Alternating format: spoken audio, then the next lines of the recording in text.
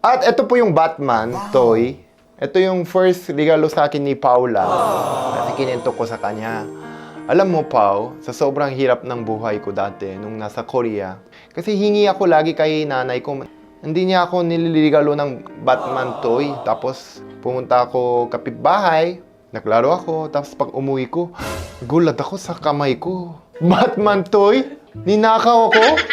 Sobra akong guilty. So, kinento ko kay Paula nung bago pa lang kami nag-date. Tapos, niligalo niya sa akin ng Batman toy. Akala niya wala ako pang bili. Ngayon, meron na, Paula. Hindi joke lang. Di ba? Sobrang sweet ni Paula. Ah? Binalik mo pa yung laruan. Nakalimutan ko eh.